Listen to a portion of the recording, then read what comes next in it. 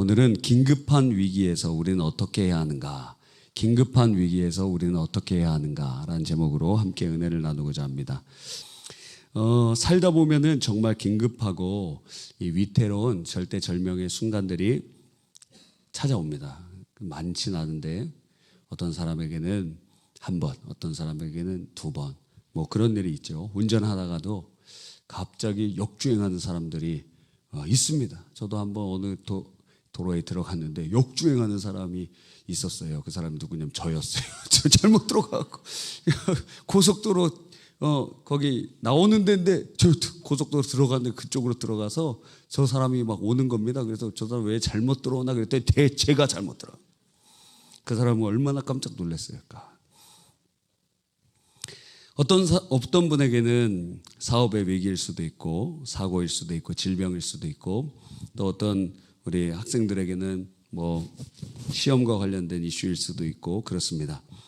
우리가 다 한 번쯤 이런 일을 겪었거나 아니면 아직 겪지 않았다면 앞으로 그런 일이 일어날 확률이 굉장히 높죠.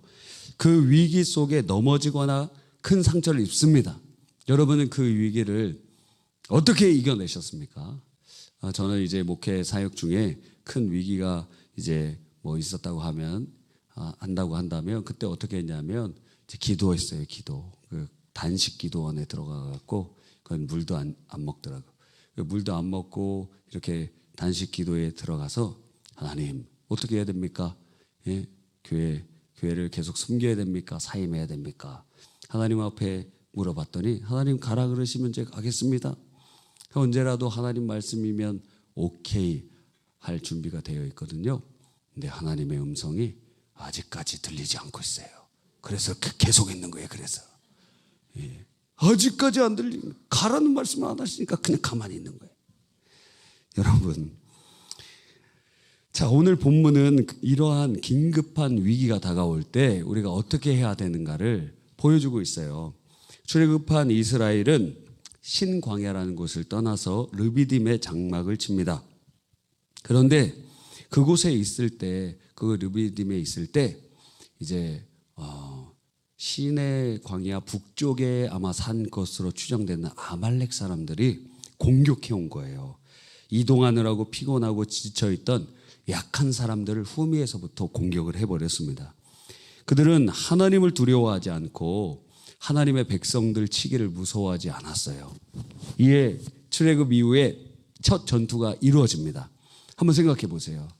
출애굽한 사람들은 군인이 아니었고 한 번도 싸워본 적이 없습니다. 그런데 싸움에 나가죠. 무기가 있었을까요? 무기가 하나도 없습니다. 뭐 갖고 나갔을까요? 양치던 막대기 갖고 나간 거예요. 무기가 없어요. 무기가. 왜? 군인이 아니었기 때문에. 그러니까 한 번도 안 싸워본 사람들이 전쟁에 나가고 막대기 가지고 나가서 싸우는데 이길 수 있을까요? 없을까요? 패배는 그냥 불보듯 뻔한 것입니다. 그런데 모세가 이제 첫 전투에 나가는 여호수아에게 이렇게 얘기하죠. 내일 내가 하나님의 지팡이를 손에 잡고 산 꼭대기에 서리라. 이 말이 무슨 얘기예요? 내가 산 꼭대기에 올라가서 기도할 거다. 자, 한 번도 싸워본 일 없는 이 백성을 데리고 나가는 여호수아는 얼마나 착잡했겠습니까? 많은 그 하나님의 지팡이를 통해서 홍해가 갈라지고 그리고 애굽의 그 강력한 초강대국 10개의 재앙을 주셔서 물리치시고 구원해 내신 것을 본 것 아닙니까? 여호수아가 그 하나님을 믿었어요. 나가겠습니다. 저희 한 번도 싸워본 적도 없고 무기도 막대기 가지고 나가지만 하나님 여기까지 인도해 오셨으니 모세 당신이 하나님 앞에 기도한다 했으니 하나님께서 응답해 주실 줄 믿습니다 하고 여호수아가 전장터에 나갔습니다. 이제 전쟁이 일어나죠. 모세가 산에 올라가요. 산에서 보면은 그 사람들이 잘 보입니까? 잘 안 보입니까? 잘 안 보이죠. 어떻게 싸우는지 잘 안 보이고 이렇게 조그맣게 보이잖아요. 조그맣게. 원미산에 올라가 보면 거기 산에 조그맣게 보이죠. 밑에 있는 사람들이 옛날에 63빌딩 이런 데 가보면 그 관광 코스였는데 그 63빌딩에서 이렇게 보면 와, 자동차가 장난감 같이 보여. 저 사람이 개미 같이 보여. 혹시 그런 거 얘기해 본 적 있습니까? 제가 어렸을 때 기억이 나네요. 그런 기억이 나요. 그러니까 모세도 딱 가서 그 산에서 이렇게 볼 때 어떤 시각으로 볼까요? 하나님의 시각으로 보는 거예요. 사람들이 자 밑에서 보면은 막 피가 튀기고 힘든 것인데 위에서 딱 보니까 그냥 왔다 갔다 하는 거예요. 한 손에 딱 잡히는 것처럼 보여요. 그 하나님의 뷰가 있는 산 꼭대기에 올라가서 하나님께 손을 들고 기도하는 것입니다. 근데 손을 이 지팡이를 들고 기도하는데 손이 올라가면 승리하고 내려가면 패배하는 거예요. 우연의 일치가 아닌 것은 계속 그렇게 되는 거예요. 계속. 그랬더니 같이 갔던 아론과 훌이 이거 안 되겠다. 바위를 의자로 만들어 놓고 거기다가 모세를 앉혀놓고 좌우편에 한 명은 이쪽에 한 명은 저쪽에 손을 붙잡고 기도했어요. 자, 모세의 나이가 몇 살이에요? 80세예요. 하루 종일 손 들고 있으면 어떻게 될까? 한번 해보세요. 감옥 갈 거예요. 여러분은 왜 노인 학대로. 하루 종일 전투가 하루 종일 이루어졌는데 하루 종일 양 옆에서 이렇게 붙잡고 있었어요. 여러분 이런 생각 안 해봤어요? 지금이면 감옥 간다니까요. 한번 해보세요. 벌 받을 때 여러분 손 들고 있을 때 많이 힘들죠? 얼마까지 들어보셨어요? 나 1시간 들어봤다. 1시간도 안 들어보셨어요? 예, 한 명 계시네. 2시간. 2시간은 없으세요? 네. 보통 1시간 이하로 이렇게 들죠. 손이 힘들잖아요. 1시간 들어보세요. 지금 몇 시간을 했는지 몰라요. 10시간이 될지 12시간이 될지 더 넘을지 몰라요. 그러니까 자 이렇게 기도하고 나서 며칠 동안 모세는 아마 팔을 움직이지도 못했을 거예요. 너무 힘들어갖고. 어쩌면 우리 같으면 80이신 그 연세에 있는 권사님이나 아니면 성도님들 그렇게 하루 종일 손 들고 있다 그러면은 어쩌면 며칠 있다 돌아가실지도 몰라요. 모세 양 옆에서 모세 힘든지 아닌지는 모르고 야 나 손 좀 내리면 안 돼? 그러면 안 돼요. 그리고 옆에서 붙잡고 있는 거예요. 아론과 훌이. 그런데 놀라운 것은 전쟁에 승리를 했습니다. 그 손이 해가 지도록 내려오지 아니하니 결국 그 백성들을 쳐서 무찌르게 되었다. 언제요? 이 긴박한 위기 가운데 하나님께서 기도와 응답을 연결시켜 놓으신 거예요. 왜 하나님께서는 모세가 손을 들고 기도할 때 이스라엘의 승리를 연결해 두셨을까? 한번 묵상해 봤어요. 첫 번째는 이 싸움의 승리가 하나님이 주신 것임을 확신케 하기 위해서예요. 이 전투의 승리는 여호수아의 전투 능력 때문도 아니고 오직 하나님의 은혜로 이 역사가 일어난다. 손을 들고 기도하면 승리가 일어나고 내리면 패배가 일어나니 이건 우연이 아니다. 하나님이 기입하고 계신다는 것을 그들에게 보여주시는 것입니다. 둘째로 큰 위기에서 합심하여 기도할 때 역사가 일어난다는 그러한 사인을 우리에게 보여주시는 거예요. 혼자 기도해서 힘들어 지쳤을 때는 패배하는데 같이 합력해서 양쪽에서 도우면서 같이 기도할 때는 응답의 불이 임하고 역사가 일어나는 것을 우리에게 보여주시는 것입니다. 그래서 오늘 철야도 그런 시간이에요. 함께 기도하고 함께 연합하는 시간입니다. 그런데 사단은 이러한 기도의 능력을 잘 알고 있죠. 사단은 이런 것을 잘 알고 있기 때문에 어떻게 하려고 하느냐? 기도하지 못하게 하는 거예요. 기도하지 못하게 합니다. 첫 번째, 사단은 기도하지 못하게 해요. 뭐 어떻게 기도를 못하게 하느냐? 기도의 준비가 되지 못하도록 해요. 바쁘고 분주하고 피곤하니까 기도의 준비가 안 돼요. 기도 준비가 안 돼요. 은혜 상태에 있으면 아무리 바빠도 기도에 시간을 내지만 은혜가 떨어지고 조그만 죄를 짓기 시작하고 하면은 하나님으로부터 멀어지기 시작하니 어떻게 해요? 이제 시간을 내서 기도하지 않고 시간이 나면 기도하기 시작해요. 기도의 준비가 잘 안 된다는 거예요. 두 번째는 기도의 실천을 꺼리게 됩니다. 처음에는 시간을 정해서 기도하다가 그러다가 그 정한 시간에서 점점 기도가 짧아집니다. 그리고 점점 빈도수가 줄어들고 기도하는 일이 일상적인 일이 아니라 예외적인 일이 되어버려요. 세 번째로 어떻게 마귀가 기도하지 못하게 만드느냐? 세 번째는 기도의 능력을 빼앗아 버려요. 예전에는 성령으로 뜨겁게 기도하는데 그 기도의 온도가 점점 식어져 가는 것입니다. 눈물이 사라지고, 여러분 중에서도 기도하는데 눈물이 사라진 분들 많이 계십니까? 우리 전인적 치유 수양의 그 피드백을 보니까, 우리 남전도의 피드백을 이렇게 제가 다 읽어보거든요. 거기에 보니까 멈췄던 눈물이 회복되게 해주시니 감사합니다. 그러는 거예요. 여러분, 눈물이 기도할 때 나고 하나님 앞에 간절히 간구할 수 있다면 그 사람 복 받은 사람이에요. 할렐루야. 그러는 거예요. 저도 한 일주일 금식을 하고 내려왔는데, 금식하고 나니까 무슨 현상이 일어나냐면 기도할 때마다 눈물이 나더라고. 그러니까 눈물을 회복하고 싶은 사람 전인적 치유 수양에 오시고, 또 눈물의 기도가 회복되고 싶은 사람 일주일 금식하면 된다 이거예요. 뭐 걱정 안 해, 금식하면 돼. 일주일에도 죽은 사람 본 일이 없어요. 보셨어요? 주변에? 네, 일주일 금식하고 죽었다.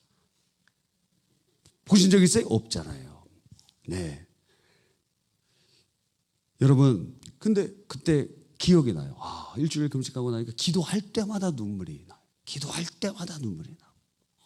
이야, 감사하다. 이게 슬픈 눈물이 아니에요. 눈물이 나면 하나님 앞에 감동이 되고 기쁨이 나고 하나님이 주시는 은혜를 체험하게 되는 거예요. 여러분, 그래서 이 사단의 역사가 기도의 온도를 빼앗아 가면서 눈물이 사라지고, 그리고 뜨거움이 사라지고 성령으로 기도하지 못하게 됩니다. 이것은 비단 큰 소리로 기도한다는 것만을 의미하는 게 아니에요. 큰 소리로 기도하든지 작은 소리로 기도하든지 본인이 알잖아. 성령으로 기도하는지 아닌지. 본인이 알잖아요. 본인이 알잖아요. 지금 내가 은혜 가운데서 기도하는지. 여러분, 이것이 식어져 버린다는 거예요. 마귀 역사가 일어나면. 네 번째는 기도의 의무를 무시하게 돼요. 기도는 하나님의 은혜가 공급되는 통로로서 기도하지 않으면 영혼이 죽어갑니다. 그래서 초대교회 성도들 중에서 가장 중요하게 여겼던 것 중에 하나가 기도가 막히는 거였어요. 그럼 기도가 막히면 내 영적으로 죽어간다고 생각했어요. 큰 중병에 걸렸구나 이렇게 생각했어요. 그래서 기도가 막히는 것이 없도록 아주 주의했어요. 베드로전서 3장 7절에 보니까 그런 말이 나요. 기도가 막히지 않게 하려 함이라. 그걸 굉장히 중요한 것으로 여기고 있었다는 거예요. 그런데 많은 분들은, 요즘 사는 분들은 기도 막힌 게 정상이고 열린 게 막 신기한 일이, 오늘 기도가 열렸어, 오늘 기도가 이렇게 잘 됐어, 그게 정상이라니까. 손대 목사님 그 읽으면 60몇 년도부터 일기 쓰셨다 그랬잖아요. 돌아가실 때까지 쓰셨는데 거기 일기에 보면은 재밌는 점이 있다 그랬잖아요. 매일 기도와 관련된 이슈를 항상 적어놨어요. 오늘 기도가 안 된다. 기도가 안 되는 거예요. 막 부르짖어서 기도하는데도 기도가 안 되는 거예요. 그래서 어떻게 하느냐? 더 기도했다는 거예요. 오늘 기도가 안 되니까 더 부르짖어 기도했다. 오늘 기도가 안 되니까 내일부터 3일 금식해야 되겠다. 거기 보니까 금식한 날만 계산해도 뭐 엄청나더라고요. 계속 기도가 안 되면 금식하고, 뭔가 범죄하면 금식하고, 하여튼 금식이 거의 개척하기 전까지 너무 많이 하셨더라고요. 이렇게 보니까 어떨 때 30일 하고, 어떨 때는 막 이렇게 하고. 그런데 30일 금식했는데 거기에 뭐라고 써있냐면 30일 금식할 때 하나님은 많은 은혜를 주셨는데 30일 금식하고 끝나고 나서 뭔가 사역의 문이 열리고 그럴 줄 알았는데 안 열리는 거예요. 그래서 나 이거 속은 거 아니냐 막 이렇게 막 글도 써있어요. 40일 금식한 다음에 교회 개척을 하게 되었어요. 이게 엄청난 일 아닙니까? 전체 합치면은 한 몇백 일 금식 넘게 하신 것 같아요. 너무 많이 했어요. 너무 많이. 20대 후반부터 20대 중반부터 30대 중반 초반까지 금식 너무 많이 했어요. 너무 많이 하셨어요. 저는 이렇게 막 시키시면은 저는 못합니다. 우리 성도들과 나눠서 하겠습니다. 이찬수 목사님 아버지도 40일 금식 그 개척교회 하시다가 더 은혜롭고 하나님의 은혜가 넘치는 교회가 되기 위하여 부흥하기 위해서 40일 금식하다 돌아가셨어요. 그래갖고 미국으로 다 가족들이 다 갔는데 어머니가 기도해 주시는 거야. 찬수야, 너는 목회자가 돼야지. 저는 그런 얘기하지 말라고. 아버지가 지금 금식하다가 목회하다 돌아가셨는데 저도 죽으라는 얘기입니까? 그래서 금식에 대해서는 아주 치를 떨고, 목회자는 다른 거는 다 해도 목회자는 안 하겠다고 하다가 어느 날 오늘 계속 1년에 한 번씩 압박이 오는 거예요. 1년에 한 번씩 나 목회자 해야 되나? 어머니가 막 기도하시니까 나 목회자 해야 되나? 그게 1년에 한 번씩, 그 미국에서 대학도 나오고 사업도 잘 되고 있었는데 1년에 한 번씩 그럴 때가 오는 거예요. 그런데 어느 날 계속 무시했는데, 매년 올 때마다 무시했는데 어느 날 그 해에는 하나님 진짜 뜻이 무엇일까? 그럼 성경이라도 한번 읽어보자. 그러면 성경 한번 읽어보고 하나님의 응답이 있으면 응답대로 내가 순종하겠다. 이미 그 결정이 고리가 붙잡힌 거죠. 그러면서 창세기부터 쭉 읽어가는데 거기서 은혜를 받고 결단하고 한국으로 오게 된 거예요. 그리고 이제 옥하는 목사님 밑에서 이렇게 양육 받고 훈련 받고 목회자 사역 이렇게 하다가 부서 사역자 할 때부터 굉장히 유명했어요. 그러다가 그래서 거기서 부서 사역만 해갖고 목회 어떻게 하는지 거기 부서 사역만 중동본가 거기에만 계속 하다가 어른들 사역은 한 번도 안 해본 거예요. 그리고 개척한 거예요. 그래서 어떻게 신방하는지 이런 것도 모릅니다. 그런데 교회를 개척하고 나서 매일 60명씩 계속 등록을 하는 거예요. 매주. 그러니까 첫 주에 60명, 그 다음 주엔 120명이 되고, 그 다음에는 180명이 되고, 그 다음에 240명이 되고, 300명이 되고, 매주 60명씩 등록을 하는 거예요. 그래서 이찬수 목사님이 돌아보니까 도대체 왜 이런 하나님의 은혜를 내게 주셨을까 보니까 아버지가 씨앗 뿌린 그 씨앗 내게 거두게 하시는구나. 그거 하나님이 설명을 못한다는 거예요. 계속 하나님께서 부어주신다는 거예요. 여러분, 기도는 하나님의 은혜가 공급되는 수단이기 때문에 기도문이 막혔다는 것은, 잘 들으세요, 교회에서 벌 주는 것 중에 아주 큰 벌이 수찬정지예요. 성찬에 참여하지 못하는 거. 왜? 성찬은 무엇이냐면 주님의 은혜를 부여받는 것이거든요. 은혜의 통로가 돼요. 말씀, 기도, 성례가 하나님이 우리에게 은혜를 주시는 거예요. 자, 그러면 성찬을 못하게, 당신은 성찬 범죄했기 때문에 성찬을 금지합니다. 그럼 뭘 주지 않는다는 거예요? 은혜를 받지 못하게 하겠다는 거예요. 똑같아요. 기도가 막혔다는 것이 수찬정지를 받은 징벌과 똑같아요. 그런데 이것을 중요하게 여기는 사람이 없어요. 기도가 안 되는 게 당연한 거. 지금 수찬정지의 징계를 받은 것 같은 상태라니까요. 기도가 잘 되는 게 정상이에요. 기도가 잘 돼야지. 안 되는 게 이상한 거예요. 안 되는 게. 아니, 밥이 있습니다. 밥을 이렇게 잘 먹는 게 정상이죠. 근데 이제 돌아가시려고 하시는 분들은 밥을 못 드세요. 병원에서도 이거 어떻게 할 수가 없대요. 밥이 안 정말 곡기를 끊으신다는 게, 그 어른들 그런 얘기 많이 하시잖아요. 곡기를 끊으셨다. 곡기 끊은 게 아니에요. 밥이 안 넘어가. 밥이 안 넘어가요. 그런 분들 많이 봤어요. 먹고 싶은데 밥이 안 넘어간다는 거예요. 밥이 안 넘어간다.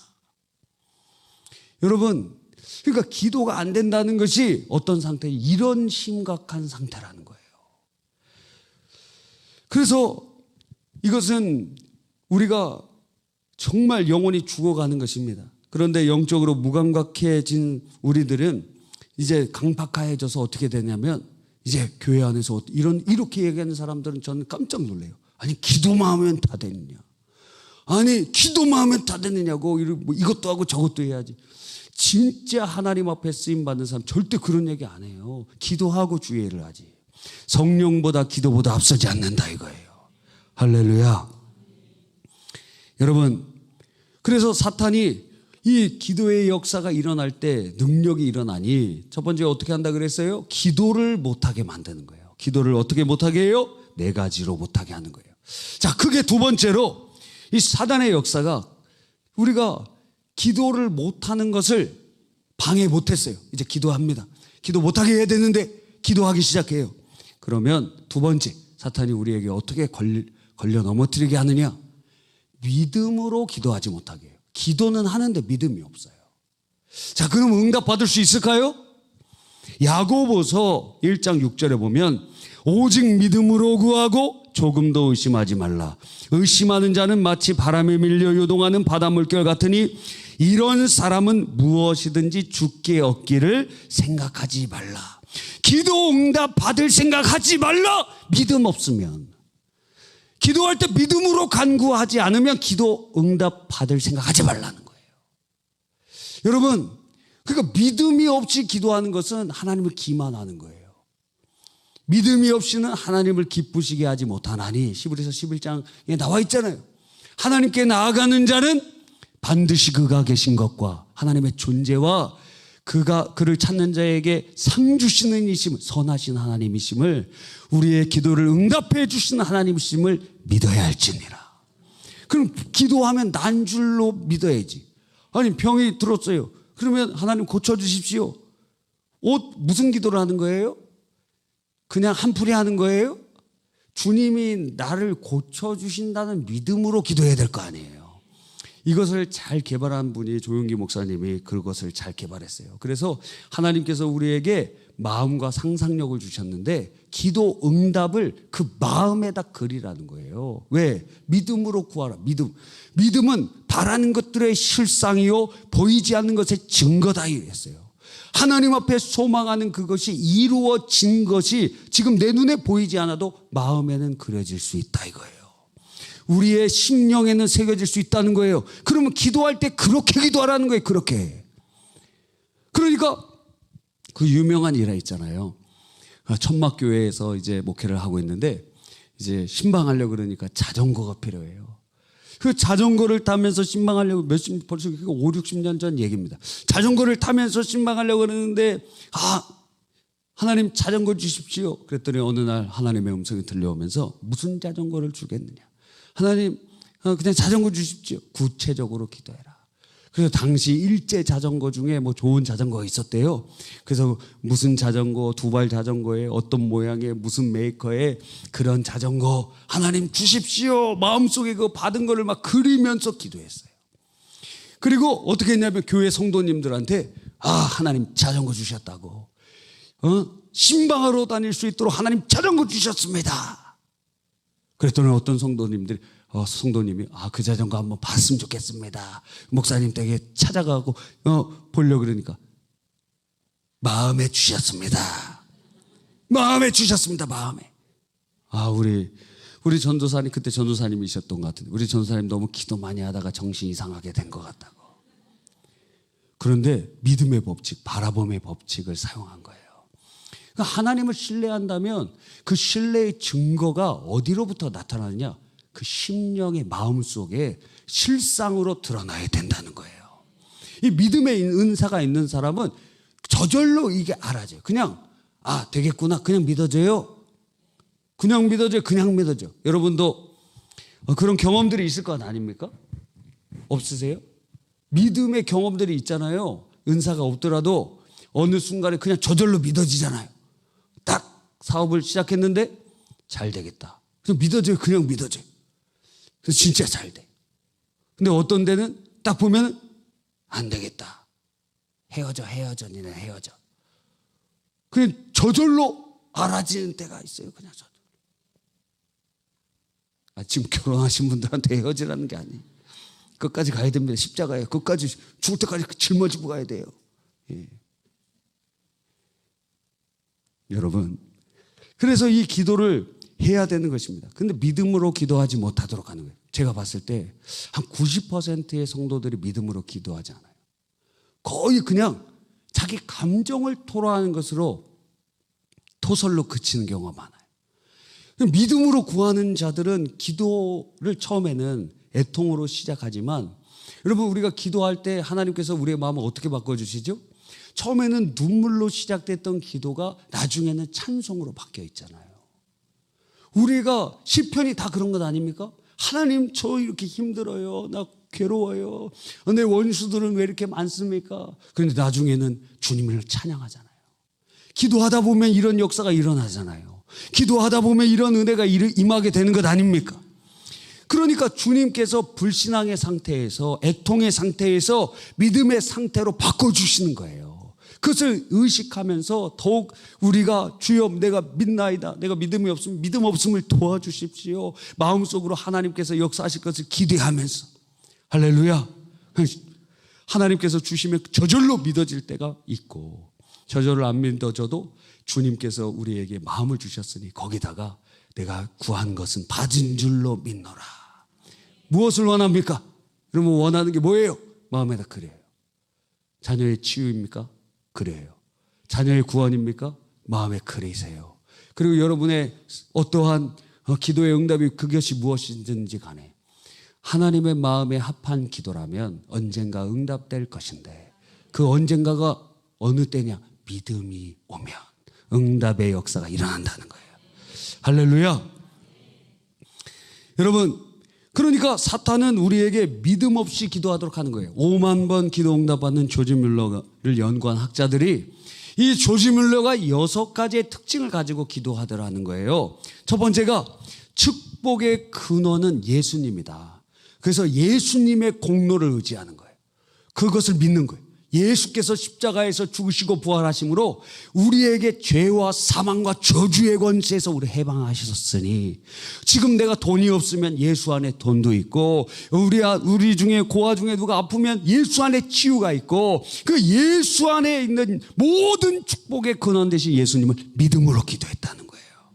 또 기도하기 전에 마음에 떠오르는 모든 죄를 자백했고, 세 번째가 하나님의 말씀에 대한 확신으로 기도했어요. 그래서 오늘 기도의 제목이 있으면 창세기부터 이분은 성경을 200번 정도 읽었는데, 성경 중에 오늘 내가 기도할 기도의 제목과 연관되는 것을 뽑아서 그걸 가지고 주님 앞에 기도해요. 모세가 그렇게 기도했죠. 하나님의 말씀 가지고 기도하니까 응답의 역사가 빠르게 오는 거예요. 뜬구름 잡고 기도하는 게 아니에요. 하나님의 말씀을 붙잡고 기도하는 거예요. 하나님 이렇게 하시지 않았습니까? 구하라 그리하면 주실 것이요, 찾으라 그러면 찾을 것이요, 문 두드리라 그러면 열릴 것이니, 말씀을 가지고 기도하는 거예요. 여러분, 또 네 번째로 자신의 생각이 아닌 하나님의 목적을 가지고 기도하고, 또 하나님을 신뢰하며 끈기 있게 기도하고, 작고 사소한 일도 기도하면서 나아갔다는 거예요. 세 번째로 마귀 역사가 우리가 이제, 첫 번째는 기도 못하게 하고, 두 번째는 믿음으로 기도 못하게 하고, 기도했어요. 기도를 뚫고 기도하기 시작하는데 믿음으로 기도하지 못하고, 세 번째는 어떻게 하죠? 믿음으로 기도하지 못하니까 어떻게 해요? 기도가 잘 안 돼. 그러면 어떻게 합니까? 저랑 같이 기도해 주세요. 우리 집에서 함께 합심하여 기도해 주세요. 이렇게 부탁하는 경우가 있잖아요. 그래서 합심 기도를 하지 못하게 해요. 두세 사람이 주님의 이름으로 모인 곳에 주님이 함께 계신다고 하셨습니다. 120문도가 열흘 동안 기도할 때 성령의 불이 임하기 시작한 것입니다. 큰 위기에 봉착했을 때 내일까지 여러분이 몇 억을 막지 못하면 부도가 나요. 혼자 기도하는 것이 안 돼요. 그러면 누군가 같이 기도해 줄 사람과 함께 기도하는 것이 얼마나 큰 힘이 되는지 모릅니다. 여러분, 그러니까 큰 위기에 봉착했을 때 여러분의 가정의 문제든지 직장의 문제든지 진로의 문제든지 함께 기도하는 거예요. 함께. 민족의 위기가 일어났을 때 에스라가 그 민족에게 금식을 선포하면서 합심하여 기도했어요. 미스바에서 합심하여 기도했어요.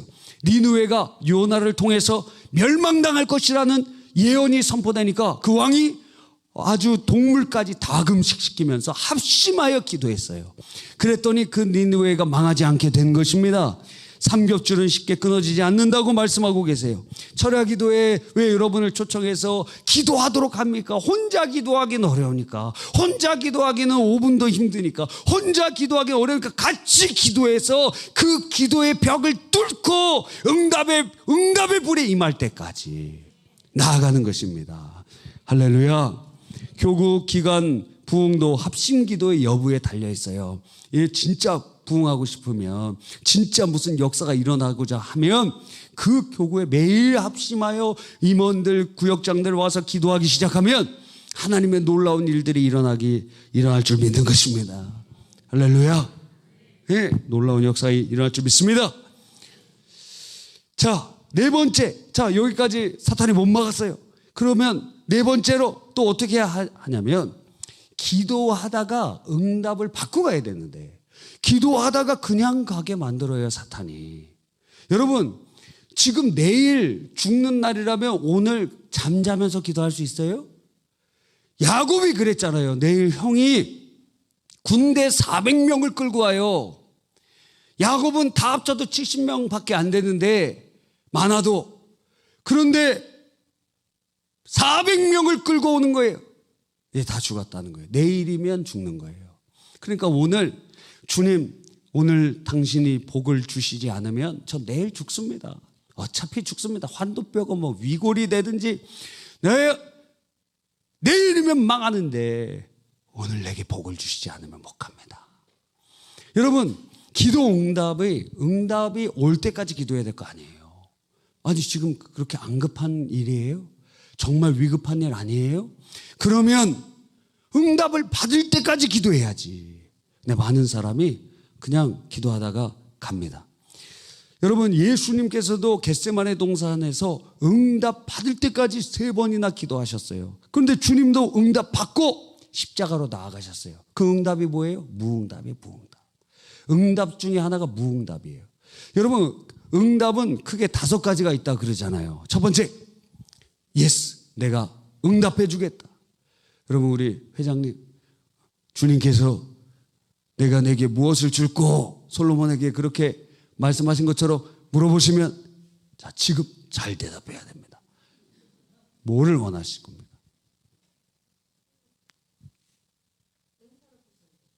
신유의 연사. 믿음대로 될지어다. 믿음대로 될지어다. 다 은사 받으시기 바랍니다. 그래서 여러분이 전도할 때 그냥 손 붙잡고 기도해 주세요. 다 고쳐지게. 예수의 이름으로 다 고쳐지게. 할렐루야. 저도 아프면 기도해 주시기를 바랍니다. 저희 집에서는 막 아프면 신유 은사도 있는지 없는지 잘 모르겠는데 한 명이 와서 기도해 줘요. 예, 딸이 와갖고 기도해 줘요. 죽시 기도해. 걔는 의심하지 않고 기도해 줘. 거의 다 났어. 네. 최근에 제가 아팠는데 기도해 주더라고요. 다음날 조금 아팠습니다. 그런데 거의 났어요. 그날 났어요. 이야, 신유연사 있는지 없는지는 계속 체크해 봐야 됩니다. 그러나 의심하지 않고 기도해 주더라고요. 바로 제가 목사인데 와서 기도해 줘. 아들은 와서 기도해 주지 않아요. 딸이 와갖고 기도해 줘. 엄마가 아프면 엄마를 위해서도 기도하. 어렸을 때부터 그러더라고요. 조그만 게. 예수님, 조그만 게. 지금은 좀 변질됐지만 예수님 그러면서 딱 기도해 주는 거예요. 어떤 기도 응답, 양집사님 어떤 기도 응답 받고 싶습니까? 5, 4 학자의 혀를 달라. 에스라처럼 하나님의 놀라운 역사 일어날 줄 믿습니다. 양육과 제자 삼는 제자 되실 줄 믿습니다. 하나님께서 우리에게 예스라는 응답을 주시면 얼마나 좋겠어요. 이게 첫 번째. 두 번째, 노. 왜? 응답은 하나님이 원하시는 것을 주시는 거거든요. 근데 우리가 하나님의 뜻과 상치되면 응답은 노로 임할 수 있습니다. 근데 많은 분들, 어떤 사람들은 하나님의 응답이 노로 임했는데도 노로 임할까봐 기도를 안 하더라고요. 요나처럼 배 밑에 있으면 하나님 못 보시겠지 이런 것처럼 자기가 하고 싶은 게 있어요. 그럼 기도하면 하나님 막으실 것 같아. 그래갖고 기도를 안 해. 하나님 막으실까봐. 이것처럼 어리석은 게 어디에 있습니까? 우리들이 그럴 때가 많다니까요. 이거 하고 싶은데. 이거 하고 싶다. 예? 또 세 번째는 기다려라. 주님께서 기다리라고 응답하실 때 여러 이유가 있다 그랬죠? 첫 번째 무엇입니까? 때가 아직 안 됐어요. 아직 때가 안 됐어요. 어린이가 6살짜리가 자기 요리사가 되고 싶대요. 그럼 너는 이번 생일날 선물에 뭘 받고 싶으냐? 난 세계 최고의 요리사가 일식집 요리사가 되고 싶으니까 사시미 카리 선물해 주십시오. 6살짜리에게 그거 선물해 줄 수 있을까요? 왜요? 때가 안 됐다는 거예요. 때가 안 돼서 받을 때가 안 됐어요. 또 그 가나의 혼인잔치에 보면은 물을 채웠습니다. 그건 원래 정결례, 그러니까 어떤 집에 들어가면 손과 발을 씻는, 먹는 물이 아니에요. 그 물은 그런 물인데 그 정결례통에 쭉 있습니다. 그래서 그 잔치에 오시는 분들이 손과 발을 씻는 그러한 정결례통에 예수님께서 물을 채워라 하는 거예요. 그 먹는 물 아니라 그랬어요. 그 물을 채워라. 그러니까 언제 그게 물이 포도주로 바뀌죠? 아구까지 채울 때 주님이 가서 떠다 줘라. 그랬더니 물이 변하여 포도주가 된 것입니다. 기도의 분량이 차기 전에까지는 기다려야 돼요. 어느 때는. 그래서 기도의 분량이 찰 때를 원하세요. 하나님께서.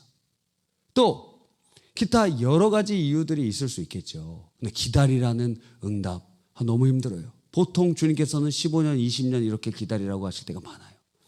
이삭이 40에 결혼했는데 하나님 자녀를 주십시오 그랬어요. 그랬더니 언제 응답되었냐면 60에 됐어요. 60에 됐어요. 야곱이 그 형을 피해서 바단 아람으로 도망갔습니다. 그때 나이가 몇 살일까요? 몇 살일까요? 성경대 나오신 분들 아실 텐데 에서가 결혼할 때가 그때가 40세인가 그랬어요. 에서도. 그런데 그 결혼한 부인 때문에 리브가가 아주 속이 터져갖고 막 화가 나 있었죠. 그리고도 상당한 시간이 흘렀습니다. 그렇죠. 그리고 나서 야곱이 가는데, 그러면 야곱은 이란성 쌍둥이이기 때문에 40 이상 됐겠죠. 어린 학생으로 간 게 아니에요. 근데 40인데도 결혼 못했어요, 야곱은. 그런데 나이 계산을 이렇게 자세히 해보면 야곱 나이 몇 살일까요? 77세에 갔어. 77세에 도망친 거예요. 77세에도 결혼 못했어요. 집에 가셔서 나이 계산을 한번 쫙 해보시기 바랍니다. 야곱이 몇 살에 갔나. 여러분, 그러니까 거기서 그러한 역사들이 일어납니다. 기다려라. 네 번째, 내가 한다. 주님께서 하시겠다는 거예요. 이거 얼마나, 너는 가만히 있어. 내가 하나님 됨을 알지어다. 주님이 하시겠다는 거예요. 다섯 번째, 네가 하라. 이건 무엇입니까? 십자가를 지라는 거예요. 예수님께서 겟세마네 동산에서 땀방울이 핏방울이 되도록 기도하는데 그 응답은 무엇입니까? 네가 십자가를 져야 된다. 정해져 있는 거예요. 그리고 주님이 응답해 주시지 않아요. 왜? 이미 하나님의 뜻이 정해져 있기 때문에. 십자가 지는 것이기 때문에. 여러분이 막 기도하는데 전혀 무응답이시다 하나님이, 그 십자가 져야 되는 겁니다. 그 십자가 지고 가야 되는 겁니다. 왜 주님이 응답이 없으세요? 십자가 우리가 져야 되니까. 그건 기도할 문제가 아니에요. 지고 가야 되는 거예요, 이제는. 할렐루야. 여러분, 그런데 이렇게 응답을 받을 때까지 기도를 해야 되는 것 아닙니까? 철야 시간에 우리도 응답을 받고 이 시간이 다 끝난 다음에도 응답이 아직 오지 않았다며 응답받는 기도하시기를 바랍니다. 마지막 다섯 번째로 사단은 어떻게 하느냐. 자, 기도하는 것도 못 막았어요. 그리고 믿음으로 기도하지 못하게 하려고 그랬는데 그것도 못 막았어요. 합심 기도도 못 막았어요. 응답을 받을 때까지 그거 그냥 집에 빨리 가버리도록 하려고 그랬는데 그것도 못 막았어요. 다 못 막았어요. 끝난 줄 알았는데 마지막 다섯 번째가 가장 악독한 거예요. 마귀가 어떻게 하느냐. 자, 여러분 응답도 받았어요. 역사도 일어났어요. 자, 다 됐어.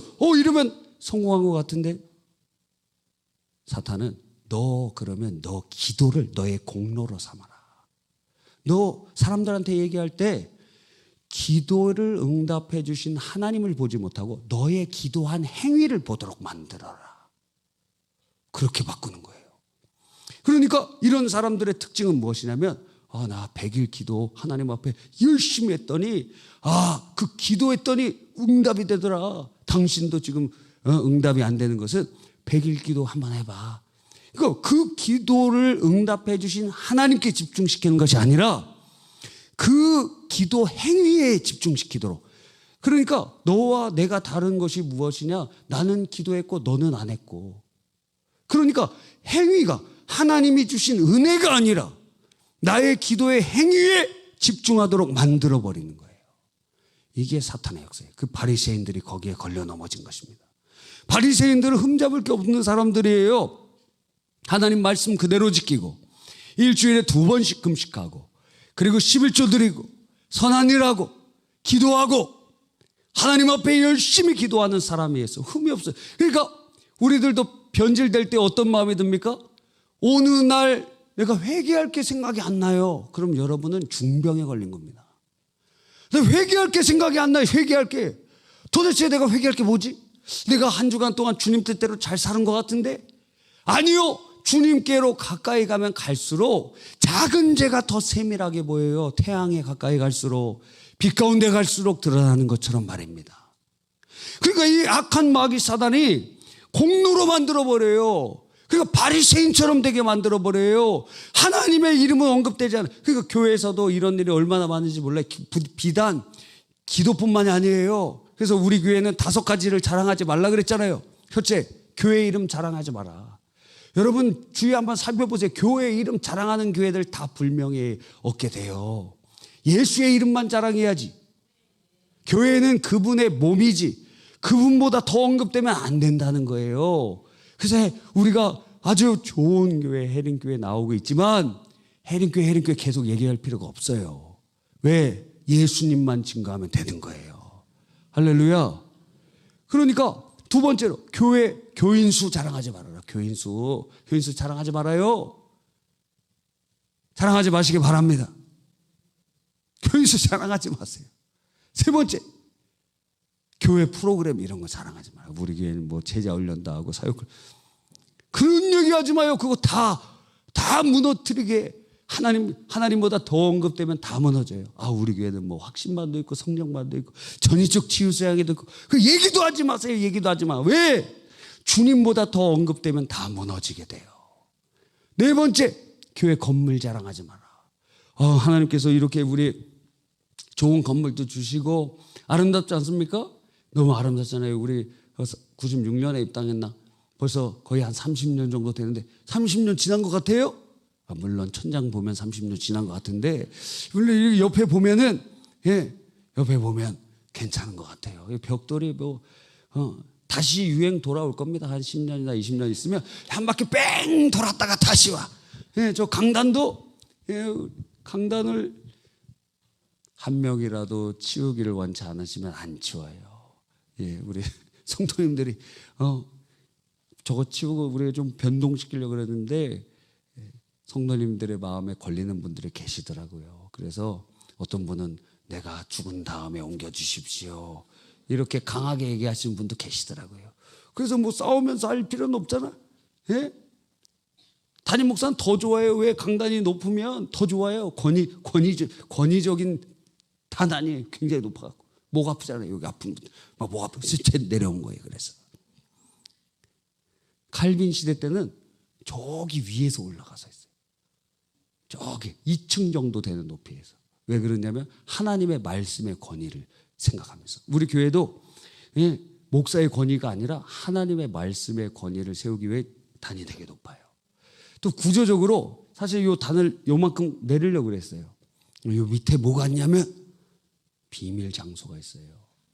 이 스프링클러 하는 소방 시설이 여기 물탱크가 있어요. 그래갖고 어떻게 옮길 수가 없어요. 그래서 그렇습니다. 다른 분들이 물어보시면 그러세요. 교회 건물 너무 좋고 아름답고. 여러분 여기 그때 기억나세요? 오래 다니신 분들 중에 여기 아무것도 없을 때 오신 분들 계시죠? 저도 그때가 생각나더라고요. 거기 이렇게 교구별로 이렇게 앉게 하고 거기 이렇게 삽 이렇게 부어서 하는 거 그거 기억나세요? 저도 기억나요. 삽을 이렇게 뻗는데 벌써 이게 교회가 되고 아름다운 교회에서 예배를 드리게 돼요. 저기 앞에 인도 선교센터 져서 지고 싶은데 하나님 은혜 주시기를 바랍니다. 여러분, 근데 건물 자랑하면 어떻게 되느냐? 다 날라가요. 다 저기 막 신천지에 팔리고 막 그러는 거예요. 그 건물 자랑하면. 여러분, 건물은 주님보다 더 앞세우면 안 됩니다. 할렐루야. 하나님이 주신 놀라운 선물이지만, 그런데 예수님보다 더 앞서가면 안 되잖아요. 아멘입니까? 교회 건물이 나쁘다는 게 아니에요. 좋고 아름답고 하나님을 예배하는 장소지만 주님보다 더 언급되면 그것도 무너져야 된다는 거예요. 여러분, 그러니까 뭐든지 주님보다 더, 주의 은혜보다 더, 주의 사랑보다 더, 그분의 십자가보다 더 언급되는 것은 다 무너져야 되는 거예요. 그리고 마지막에 뭐 자랑하지 말라 그랬어요? 담임 목사님 자랑하지 말라. 여러분, 담임 목사님 마음에 안 들 수도 있잖아요. 그러면 밖에 나가서 담임 목사님 자랑하고 다니면 돼요. 야, 우리 목사님 능력 많다. 우리 목사님 예수님보다, 여러분이 계속 예수님보다 훨씬 많이 담임 목사님 막 자랑하고 그렇게 다녀보세요. 하나님께서 잘라버리신다 이거예요. 교체해버린다는 거예요. 하나님의 영광을 가리기 때문에 바꿔버린다는 거예요. 옛날에는 그런 전도법이 많았어요. 그래서 교회 자랑하고 목사님 자랑하고 그러라 그랬어요. 한번 보라고요. 제가 살펴보니까 그렇게 전도했던 교회들 다 문제 생겼어요. 다 문제 생겼어요. 다. 근데 예수님만 증거하고 예수 그리스도의 십자가만 자랑하는 교회들은 더 든든히 세워져 나가요. 없는 듯 하는데 하나님께서 기뻐하시는 교회가 되는 거예요. 할렐루야. 아멘입니까? 그래서 이 마귀 사단의 역사가 기도나 하여튼 뭐든지 다 자기 공로로 만들어버리는 거예요. 내가 이렇게 기도 많이 했는데, 내가 이렇게 헌금 많이 했는데, 내가 이렇게 봉사 많이 했는데, 아니 그거 하나님께 한 거 아니에요? 주의 은혜를 간구한 거 아니에요? 근데 그거 왜 자랑이? 마땅히 무익한 종이 할 일을 한 것뿐입니다 해야 될 거 아니에요? 하나님의 은혜라고 고백해야 될 거 아니에요? 그런데 우리들이 이 사탄의 올무에, 자, 첫 번째 올무, 두 번째 올무, 세 번째 올무, 네 번째 올무 다 통과해서 응답까지 받고 나서 넘어진다 이거예요. 이런 사람들이 엄청나게 많다는 거예요. 아니, 응답까지 가는 것도 어려운데 응답 받고 나서도 확 뒤집어 놓는다는 거예요. 그런데 몰라, 자신이. 몰라요. 그러니까 기도를 공로 삼고 주님보다 더 언급해. 아니, 주님의 은혜를 자랑해야지. 기도의 행위가 중요하면 안 되잖아요. 기도 100날 해도, 금식을 1000일을 해도 주님이 응답해 주시지 않으면 안 되는 거예요. 주님이 은혜를 내려주시지 않으면 안 되는 거예요. 주의 은혜로 된 것입니다. 할렐루야. 여러분, 우리가 이러한 하나님께서는 우리가 긴급한 일이 있을 때 기도하게 하세요. 근데 사탄은 기도하지 못하도록 막습니다. 기도하지 못하게 하고, 믿음으로 구하지 못하게 하고, 그리고 연합하여 기도하지 못하게 하고, 응답 받을 때까지 멈추지 못하게 하고, 그냥 떠나가게 하고, 그리고 응답 받은 다음에도 그 다음에도 시험이 있는 거예요. 그걸 너의 공로로 삼아라. 그러면 응답을 받아도 천급에는 상급이 하나도 없고 헛일한 것이 되는 거예요. 헛일한 것이. 여러분, 오늘의 이 말씀을 꼭 기억하시길 간절히 바랍니다.